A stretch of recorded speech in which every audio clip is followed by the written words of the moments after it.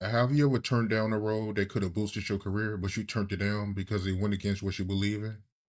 Uh, Judging from my resume, I haven't turned down much. The thing that I want people to understand is a lot of the smaller movies that you see me in uh, probably was a friend of mine or a producer who hired me when I had no money, or they come highly recommended. I've been offered some different types of roles that I didn't take. I've did a TV series where they wanted me to play the neighborhood coon, and I walked off of that. But most of the time, when I read a script, if I like it, I do it. I don't let my when you get to a certain level, when you get to my level and above, your agents kind of tell you what to do, and I don't let anybody tell me what to do. I'm I've worked my ass off, and I do what I want to do. Sometimes, like, say for instance, I'm going to speak on this movie because I caught a lot of flack for doing this movie, Women That Art Loosed. Now, how I got that role, and please, everybody that's listening, understand, I never read that script. Reuben Cannon, who put me in Selma, Lord Selma, he put me in Buffalo Soldiers, and he put me in Why Do Fools Fall in Love. He called me on a Thursday and said, "Hey, Cliff, I need you tomorrow for this role. My main actor dropped out. I need you." And I came in because that's one of my partners. And he hired me when I had nothing. He saw the talent. And so when I read the script, when I got to the set, and when I read the part about the little girl, I made them restructure that. I said, I don't think it's necessary for me to have to touch that little girl. Let's just close the door and we hear, maybe her scream or something. I'm not doing that. Now, on the flip side, I wouldn't have taken that role if I read the script, because I have a daughter and I know how that is perceived. But after we did the movie, we went around to a lot of places and had panel discussions to help women who have been physically, mentally, and spiritually abused. So something good came out of that, but that's not a role I would have picked for myself. Yeah, yeah. So they wanted you to play a neighborhood coon. Tell me more about that. It was a TV series. It's a TV series called Simon on the WB. I think it was the WB network. I can't remember. But the week before the show came out, they were scanning all the new shows. And in the Ebony Junior magazine, they said Clifton Powell starring as the neighborhood coon in a new TV show called Simon. And so when I got there and they wanted me to do some coonish type things, I said I wasn't going to do it. So I met with the big white guy who ran the show and had about 7 shows on.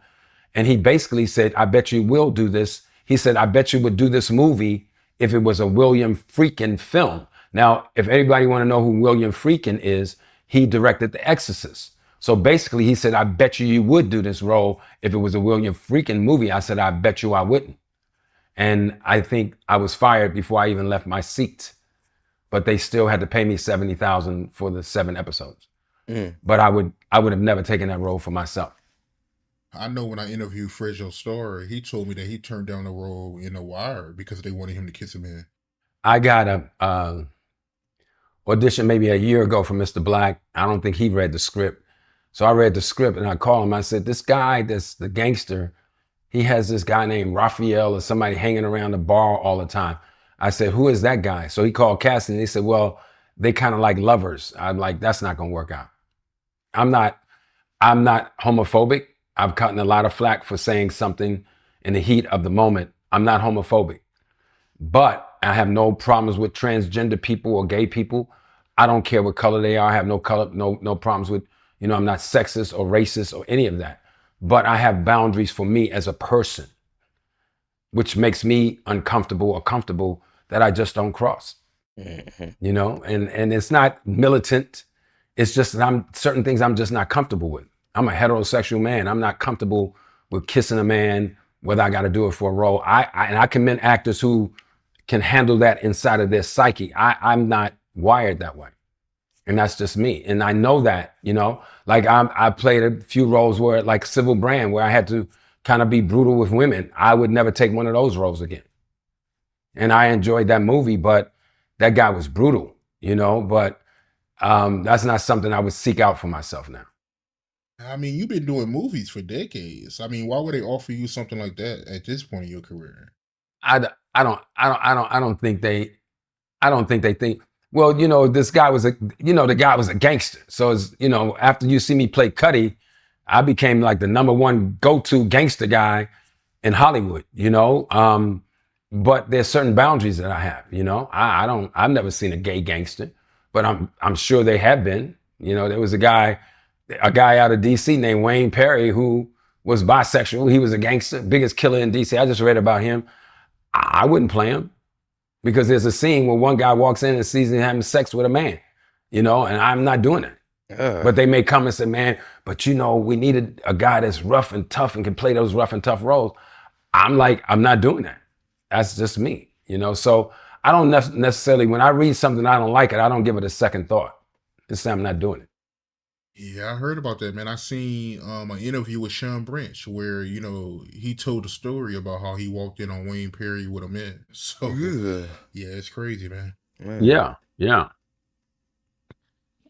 But he was one of the biggest killers in DC. It don't line up for me, but you know, I don't get into people's sexual life. Like I don't have a problem with people announcing that they come out.